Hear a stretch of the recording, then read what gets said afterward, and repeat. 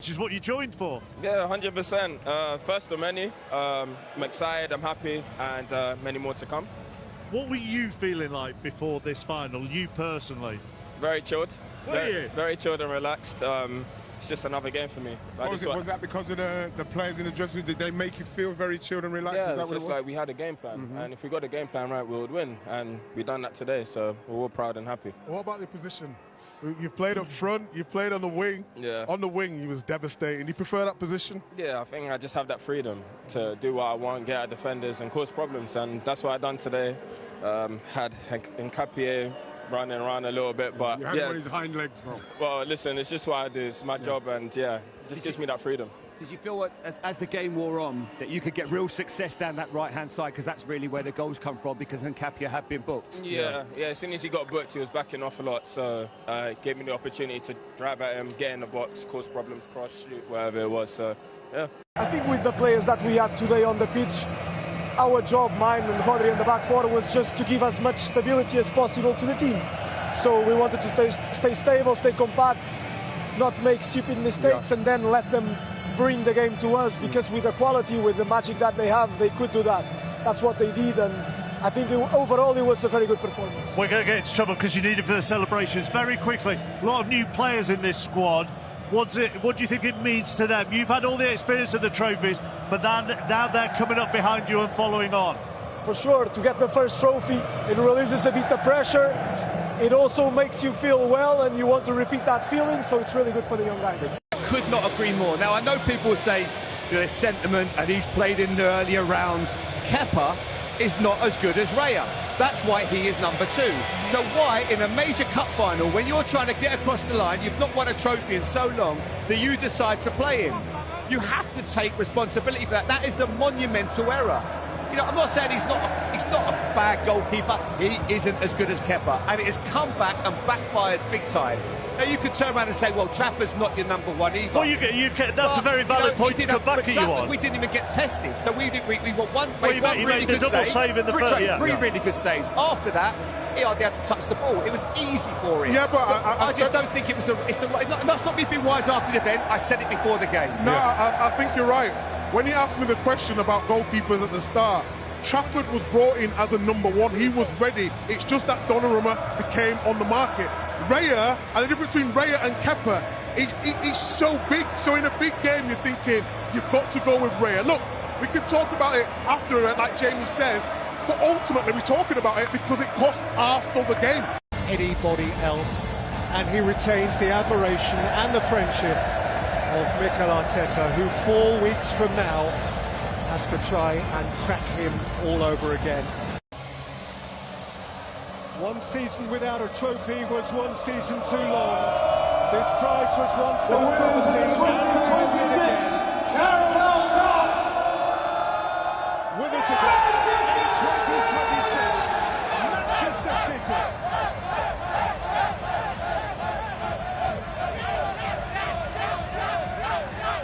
Yeah, this moment means a lot to me to obviously win. I think 4 or 5 years ago I was 3rd choice, 4th choice when they beat Spurs, and I always imagined that I'd win it one day. And yeah, this is an incredibly good feeling, because all my family, my friends are all here, and yeah, it's a long way from Northwest Cumbria, so we had to win. Go on, how many here then? Who's here? Bo, Dan. Oh, you're gonna? We don't know. You said how many? All in about probably 25 all in, and my younger coaches that had us coming up through the academy here. So yeah, it's an amazing feeling. Shows right that how many people have been on the journey. When a guy makes it, achieves what you've achieved, it's never just one person. No, and the people that are here have been with me throughout it. So yeah, it's incredible, and my mum and dad at home are looking after my nephew. So yeah, it's amazing. Mean a lot that the manager picked you today and backed you for this cup run? Yeah, it means a lot to have his faith, and it's a testament to I believe myself through how I've acted in training and how I've acted when I've been brought into the cup games. And yeah, like I said last time, every time I play, I just give it my best shot and try and win. Have you had to show a lot of resilience this season? I guess a lesser keeper, a lesser character. You know, things change at the start of the season, another keeper comes in, you could have gone into your shell, you haven't. Yeah, I'll make no illusions. It hasn't been easy at all. It's been really, really tough at times, but I've got an incredible set of people around me, and the lads are brilliant, the coaches are brilliant. So yeah, it more shows how good the people are around me than because they've kept me going and give me little goals, and yeah, it's down to them. Yeah, well, at the start, I was mentioning that I just wanted to put the kind of performance in where they are beaten and they're playing well, trying to do what they do. For City put in the 4-2-4, they pressed us high, we knocked it long, we couldn't hold it, we didn't have any midfielders to. I think Zubamendi's numbers would be interesting to see. I don't think he held on to the ball. We couldn't get on it to get our team playing. We couldn't get out. That's why I was talking about Martinelli. And in the end, it all just fell in on us. So obviously the goalkeeper's mistake kind of handed it to him a bit. But it's a very disappointing one for me. You know, I think we've got to front up with that one and say, OK, we'll go again. But that was a really poor performance in the end for me. Absolutely a standing moment for him coming through the academy. You talked there about his play midfield, to be able to adapt to go to left back. It's so good to see and what it means to him. However, in that second half, I thought Man City were brilliant. They started building in the first half, and then they built on that momentum, took it into the second half, and Arsenal didn't know what to do. We'll talk a bit later about maybe what Arsenal could have done, but Man City were just brilliant. When I watched Man City against Real Madrid with 10 men, I did start to believe that they still had this sort of performance in them. I talked before the game in terms of that experience, and that experience definitely showed today. I thought in the second half was outstanding. Yeah, unbelievable feeling. I mean, to win a final, obviously to beat this team, we know how good they are. And yeah, now we need to build on it. It'll give us good momentum. And yeah, buzzing with today. Yeah, and from a family of City fans, came through the City Academy. That make it all the more extraordinary. I mean, you must be stood here now thinking, has this really happened to me? Yeah, a bit of disbelief, seeing all the fans cheering like that when I scored them goals.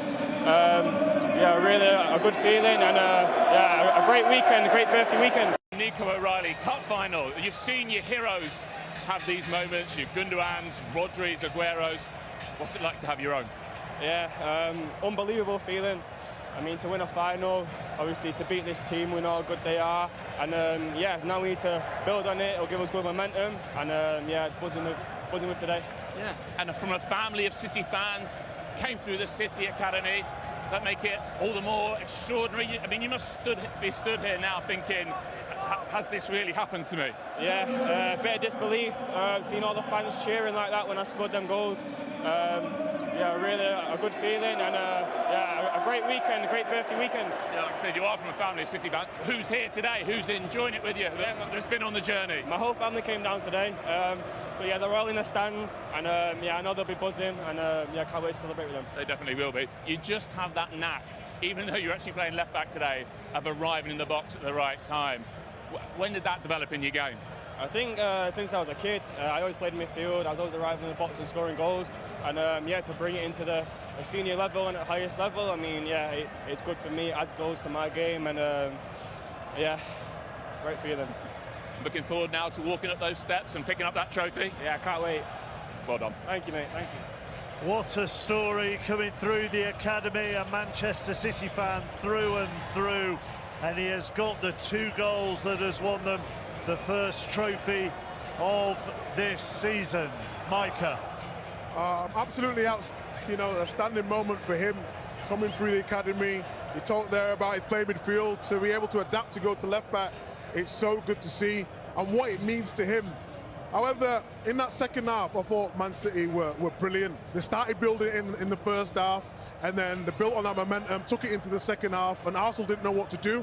We'll talk a bit later about maybe what Arsenal could have done, but Man City were just brilliant. When I watched Man City against Real Madrid with 10 men, I did start to believe that they still had this sort of performance in them. I talked before the game in terms of that experience, and that experience definitely showed today. I thought in the second half was outstanding. They did dominate, didn't they? I mean, even really the last 15 minutes of the first half, Jamie, and then they kept that going in the second. Kai Havertz had a chance very early in the game. Apart from that, they were dominant. Yeah, that was the only moment they really had when they started to struggle. And then once they got through that, they started to get hold of the game. Rodri, Semenyo was causing Arsenal so many problems in wide areas. Cherki was a constant menace, so much flair. He seemed to love playing at Wembley. And they were just by far the better team. They were by far, Arsenal didn't have an answer. They missed Odegaard, no Eze. They had no real cohesion, no pace up front. I was amazed really at Martinelli, didn't come onto the pitch earlier on. But Man City were by far the better team. You are obviously seeing the celebrations of Manchester City here, just maybe 15 yards, 20 yards to our right. There are a very understandably disappointed group of Arsenal players. Yeah. And Ian, they were dominated, weren't they? I keep coming back to that word, but it's not just the defeat, it's the manner of the defeat. Yeah, well, at the start, I was mentioning that I just wanted to put the kind of performance in where they are beaten and they're playing well, trying to do what they do. For City put in the 4-2-4, they pressed us high, we knocked it long, we couldn't hold it, we didn't have any midfielders